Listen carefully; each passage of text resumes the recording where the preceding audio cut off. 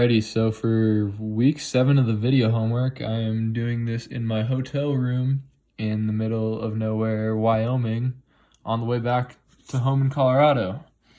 And so for this problem, there are 3 different capacitors set up below.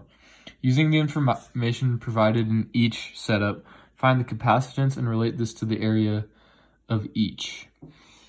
Alright, so for capacitor 1, what we have is we have these squares that are 20 centimeters by 20 centimeters, and they are separated by a distance of 5 centimeters.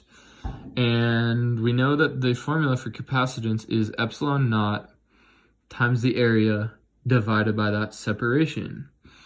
So then when we define each of these, what we have epsilon naught, which is 8.85 e to the negative 12, area, which is 0.04 meters squared, and separation, which is 0.05 meters.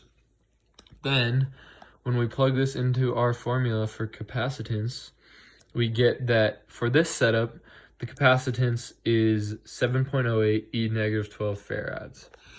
So then what we're going to do for these next setups is we're going to alter different parts of the geometry of these capacitors and see how this affects the capacitance.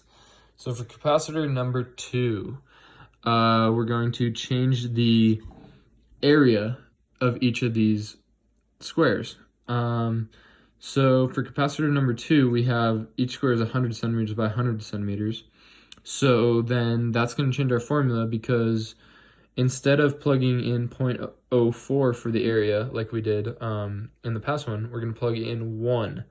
And so when we crunch our numbers, we get that the capacitance for C2 is 1.77 e to the negative 10.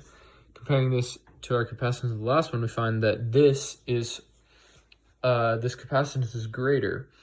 And so then maybe we can make the assumption that since we left all the other variables the same and just changed the area, I think we can make the assumption that the greater the area, the greater the capacitance. So to test this theory and see how the separation affects the capacitance, for capacitor number 3, we're going to go back to that original area that we used of 20 centimeters by 20 centimeters. And this time we're just going to change the separation to 1 centimeter instead of 5 centimeters that we used last time.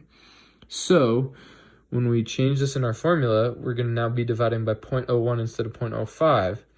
And when we do that, we get 3.54 e to the negative 11, which is larger than the capacitance that we got for capacitor 1.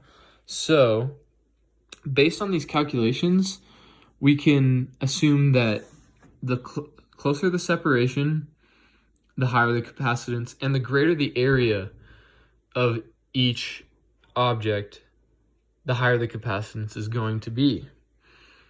Thank you.